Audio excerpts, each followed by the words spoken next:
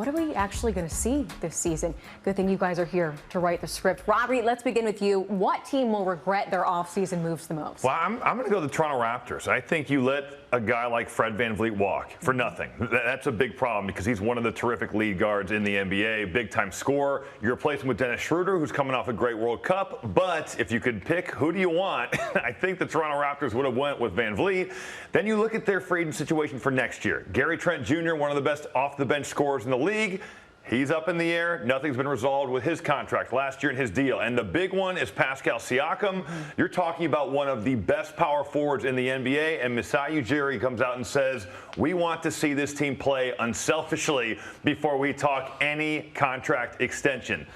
Man, that's a top dog in that league. You can't do that. I just think that when you look at this offseason, it bleeds into the next one. So for me, the Toronto Raptors really had a rough offseason. Yeah, they're kind of in no man's land of what they want to be. Do they want to rebuild? Do they want to compete? The team I'm going with is the Miami Heat, who just thought that the Portland Trailblazers would gift wrap Damian Lillard and ship him down there to South Beach. That did not happen. Not often do you get one over on Pat Riley, and now they have a guy in Gabe Vincent who played so well for them in L.A. with the Lakers. You have Max Strus in Cleveland with the Cavaliers, and now it's back to being the Jimmy and Bam show that did not work for them. I don't know where the Miami Heat go from here. No Dame Lillard in Miami, but he's in Milwaukee this season, which leads me to my next question, Robbie. Which team will get off to the hottest start? Well, I think it is the Milwaukee Bucks that are going to get off to the hottest start here in the NBA. You look at their schedule. First 20 games, they have the third easiest schedule in all of the league. 46% win percentage among those 20 games with all those teams. 10 home games, 10 road games.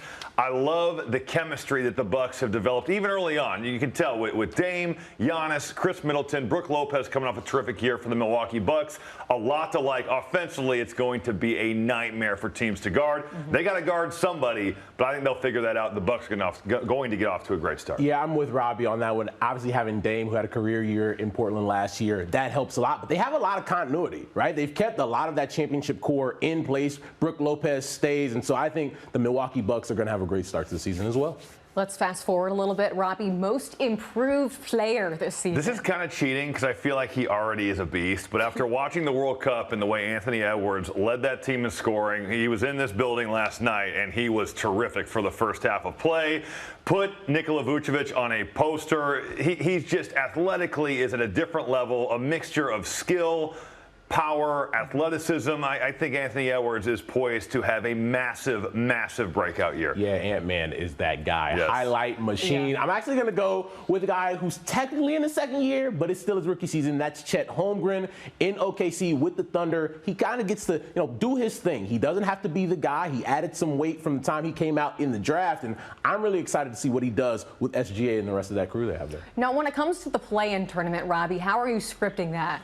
Well, it's going to be interesting. I think just a team to maybe watch for that can maybe make noise into the playing game and maybe make a run into the playoffs are the Indiana Pacers. I just think with Tyrese Halliburton running the show, a guy that's so mature beyond his years, he can distribute, he can make plays for other people, he makes shots from three. You've also got Ben Mathurin, you've got Miles Turner. I think the Indiana Pacers did a great job of addressing needs through the draft, free agency, and then just bringing it together with some of the guys they signed. I like the Pacers, and I think that they could make some noise and get into that play-in game and maybe even into that first and second round. Love Tyrese Halliburton. Heck of a player. I'm going to go with the Orlando Magic. Paolo Banchero in his second season in the NBA. I'm really excited about what he and that young core that they have down there in Orlando can do. They've shown that they have flashes. They have a lot of young talent down there. If they can take that next step, they can prove something to the plan. All right, prediction time. So hopefully we record this. We can play this months down the road, Robbie. Oh, boy. Okay, conference finals teams will be blank and blank. All right, I'm going Phoenix and the Los Angeles Lakers. Yeah, ooh, Denver. Hey, you know what? It's hard to go back to back. Yeah. Denver could be there, but I'm going Phoenix and LA, and then I'm going Milwaukee and Boston. The front runners in the East, and then maybe a little upset there in the West. There is no complaints from me. I'm with Robbie on both of those. I think the Phoenix Suns, they have some questions, but I think KD's going to have a lot to prove this season and show people that he can play on this stage with different guys. From a personal perspective, which player is achieving, quote unquote, personal glory? I'm going to go Nikola Jokic. I just think even he's two-time MVP. Denver, there's some question marks with their depth, but their core is still so solidly intact. He does things that other bigs in the NBA dream of doing. He comes off pin downs. He runs pick and roll. Yes, he can post. He's got the Dirk fadeaway. He shoots threes.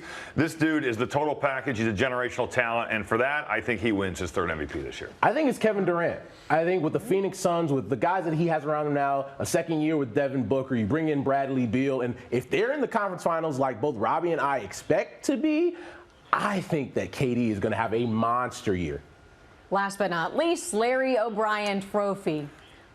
Jokic or someone else? No, it's somebody else. They didn't make my conference finals, so sadly for him, he's not going to win that. I'm going to go the Milwaukee Bucks. I just think their offense is going to be incredible to watch. It's going to be impossible to stop. I think they'll figure out the defense aspect of this. I'm really looking forward to seeing what Milwaukee has, but I'm going to pick them as my champion.